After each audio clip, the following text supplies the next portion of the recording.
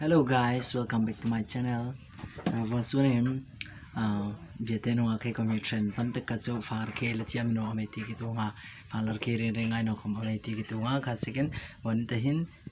far ke Darnei ani sekin mo kana ma khang kana tun ejong an ne ani ta hier walahin hi ki channel hi la subscribe na tu he in hi lom rangai te taka in lom na nuna le subscribe pek sarangin in trong pena lo hi ki honge na karol in le share pe kon lan video dang tam te ka ki moi kom le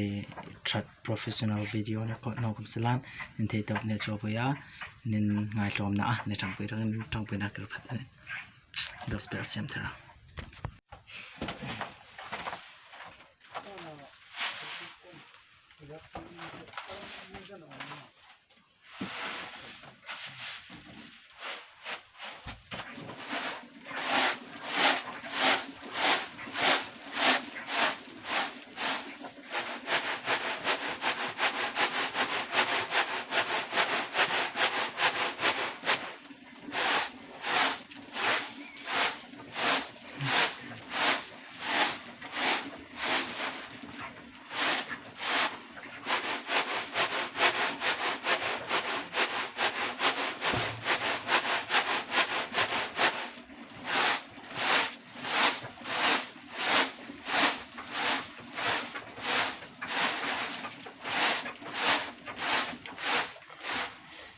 để thế nung á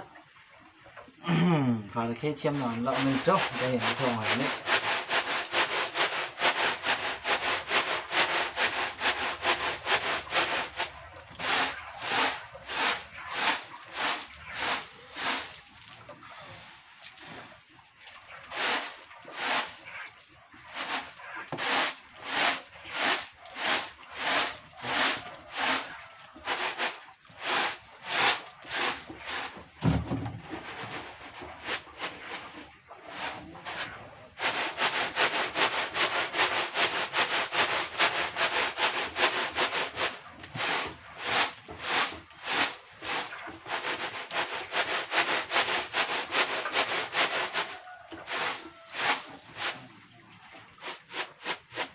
không cái gì rồi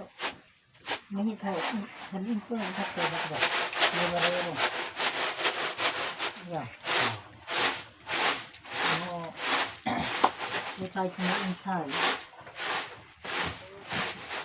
mà là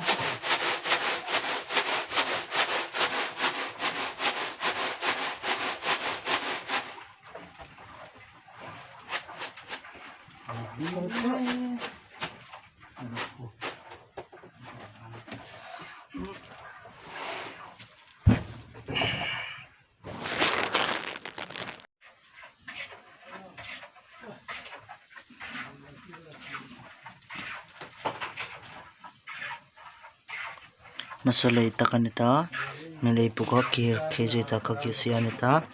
ante mehe na trap zui no hi ka ne